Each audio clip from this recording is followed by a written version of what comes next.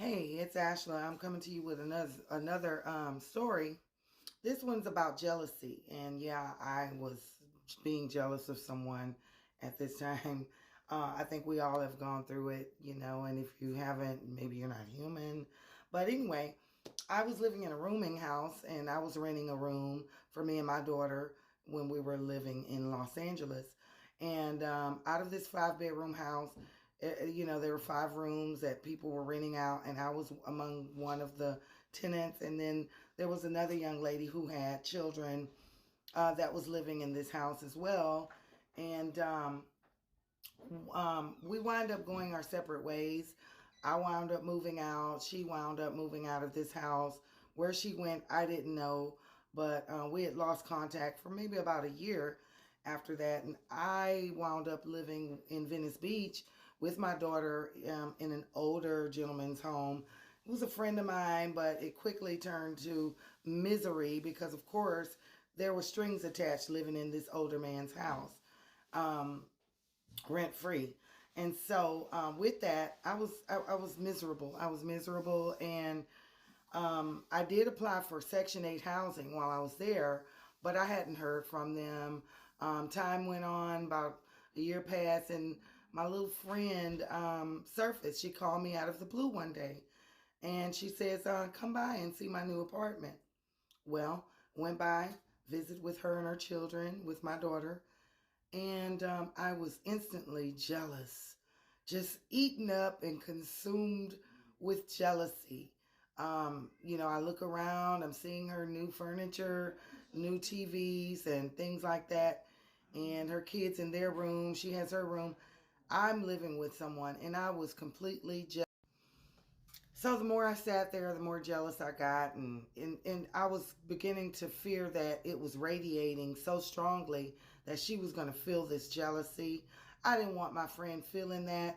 I didn't want to be jealous of her, but it just was what it was at that time. So because she smoked, I smoked cigarettes, and I said, well, she wasn't smoking in her new place. She didn't want that. So I said, well, girl, let me step out on the patio and smoke a cigarette. So when I went out there, I began to pray. And I told God, I said, I don't like this feeling. I don't want to be jealous of her. I really want to be happy for her. I just want to go back in there and really, truly, sincerely be happy for her. And so it was crazy because it was like instantaneously that feeling, that heavy feeling of jealousy, it just lifted. It lifted off of me. I couldn't believe it. I was able to go back in her apartment and just look around and tell her, how proud of her I was, and hey, this is nice. I'm so happy for you and your children. And then she starts to tell me, girl, when I moved out of that house, I wound up having to sleep in my van. She had a minivan. And then she says, I would go to work, take my kids to school or daycare, but I was sleeping in my van. Then I wound up moving in with my father, and that didn't work. Then I wound up going to a shelter with my kids, and oh my goodness. So, after all that being said, I was even more happy for her because of what she had to go through to get where she now was. And I was just so happy and overwhelmed. And before the night was over, we really had a good time. It was sincere. I was very happy for my friend, and especially after hearing her testimony and what all she went through, it just made my heart even more happy for her. And I wound up, going home, me and my daughter, and I would say, I think it was not even a full month later, I go to the mail. Now, I had applied for this housing um, probably like a year or right after I moved out of that house.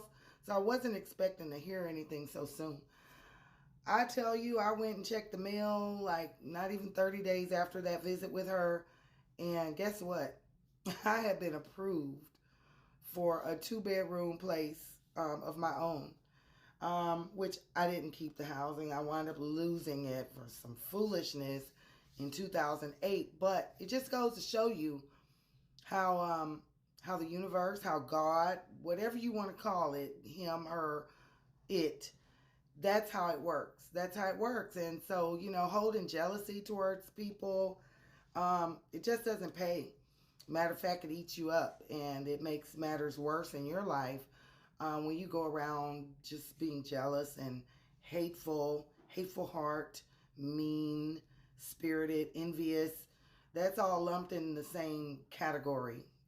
So that was a valuable lesson for me. And believe it or not, I've never suffered jealousy like that since then. That was probably about 2003. Yeah, it was 2003. So I just want to share that with you guys. If you are holding jealousy, stop. Stop. You're just holding yourself back. Do better. Grow up. Be better.